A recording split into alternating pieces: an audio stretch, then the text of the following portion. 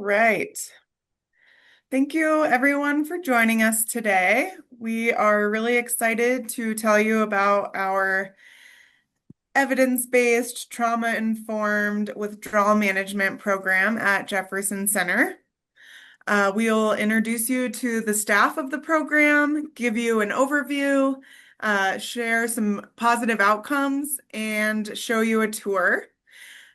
I am Jessica Smith. You can call me Jess. I am the Director of Business Development and Community Engagement, and I'm really excited to share the great work that this team is doing with you all, so you feel comfortable referring your clients over to us. So again, my name's Jess, and I'll pass it over to Emily. Hi, my name is Emily Grados, and I'm the Interim Director of Acute Care Services here at Jefferson Center.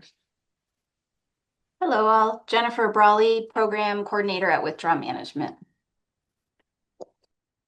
We also want to give everybody a heads up. We have interpretation today. So if you need interpretation, Lucia is going to introduce herself and give you instructions on how to get in the room, and we'll get that launched before we get started as well. Hola, buenos días a todos. Muchas gracias por estar con nosotros el día de hoy. Queremos dejarles saber que si requieren interpretación en español, deslicen el icono del globo que está abajo de su pantalla para poder escuchar en vivo la presentación en el idioma español. Muchas gracias. Interpretation should be running. If you can give us a thumbs up if that's working for you. And then I believe we just have Kevin who can introduce himself as well. Hi, I'm Kevin McGarvey, Medical Director for Withdrawal Management. Nice to meet everyone.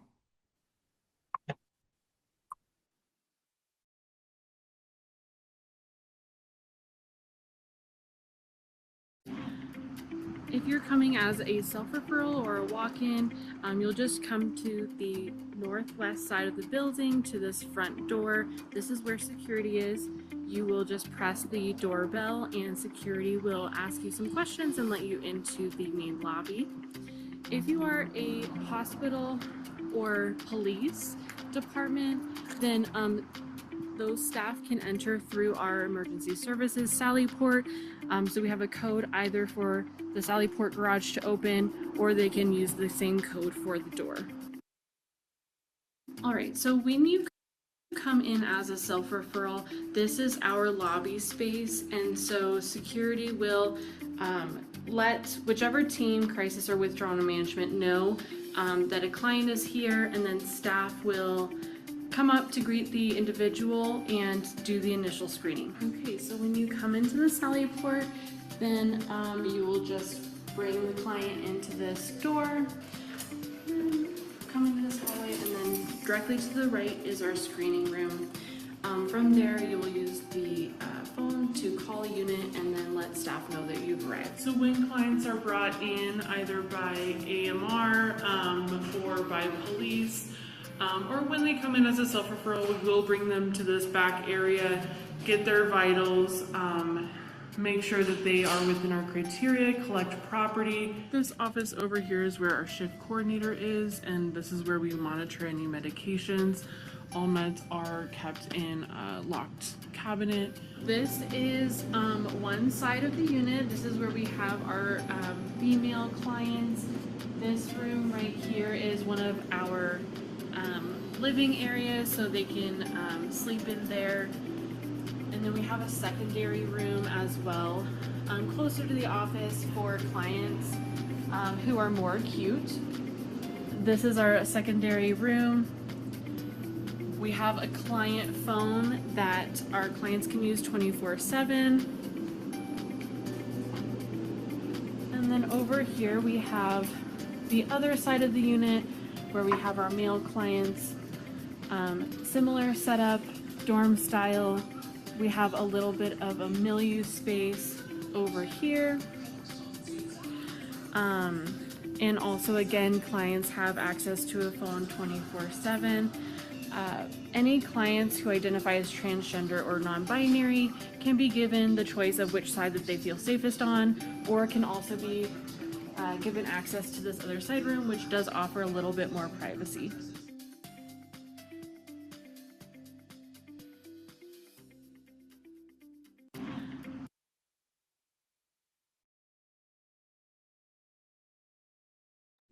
So I'm Kevin McGarvey, Medical Director for Withdrawal Management, and we offer 24/7 coverage for anyone that's requiring detox from substances, where they need support with being intoxicated and then going through any withdrawal symptoms. We're able to see adults 18 years old and up. It's a 3.2 ASAM level of care for social detox. And we are able to see people that are under the influence and help them, as well as then treat or support any moderate to severe withdrawal symptoms that might happen while they're at the facility. And then we ultimately discharge the clients when they're no longer having any signs of withdrawal symptoms, and they've had the substances cleared from their system clinically for also having a blood alcohol level of 0. We accept Medicaid, some private insurance, and also self-pay on a sliding scale, where the services are significantly less expensive than someone going to the emergency department or potentially being hospitalized. Thanks. Withdrawal management is co-located with our walk-in crisis center. So withdrawal management is downstairs, crisis center is upstairs. We often work together with clients, and this can be really helpful for clients that may need behavioral health support once sober and stable. We have 30 beds, male and female, inclusive of all genders, transgender, non-binary clients. We do offer 24-hour care as clients progress through intoxication and/or withdraw. Clients receive vitals at a minimum every 2 hours. We provide 3 meals a day and snacks in between. In our milieu, we have arts and crafts, games, books, magazines, television, things for clients to do. And we provide trauma-informed approaches and sometimes groups as well.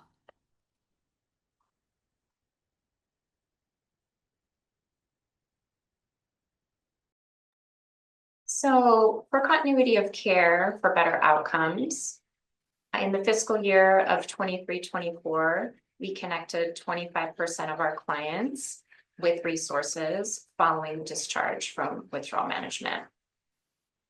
And the ASAM 3.2 national average is 7 to 8%. So that's a really, really good connection rate. We provide a warm handoff, referrals to other programs and services on the day of the client discharge. Transitioning from detox to another substance use treatment within 2 weeks had 56% lower odds of detox readmission. And clients who had continuity of care in any level of care were less likely to have a readmission than if detox is not followed by treatment of some kind. And we have a lot of success stories. One of the clients in withdrawal management provided us with a quote, and that is, "The care I received helped me find stability, and I've since received my GED, and I'm taking my CDL to be a trucker. I'm excited to share I have a partner, steady income, stable housing, and have not experienced suicidality in a year, and am no longer using cocaine." So getting people started today, we are open 24/7 for referrals and walk-ins, and that's at the 4643 Wadsworth Boulevard, Wheat Ridge, Colorado, 80033. This can be voluntary or involuntary admissions, and they can be transported to our location by private vehicle, first responders, or public transportation. Jefferson Center accepts Medicaid, some private insurance, and self-based pay on a sliding scale.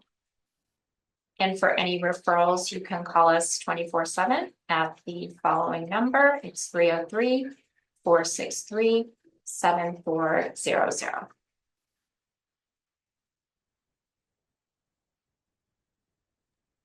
So as our partners, we heard from you that you all wanted easier ways to access our programs than the central navigation model, which works best for clients. So for partners, we've created a partner portal, which is a page on our website where you can directly access the referral, contact information, phone number, and email, as well as the email information for members of each program's team. So if you want to talk to folks on the team to help better understand, where you're sending someone and what it will look like, you can email those folks and you'll find their email addresses. And if you're ready to refer right then and there, you can call the number. So this URL here on the page is how you'll access the partner portal, jcmh.org/partner portal.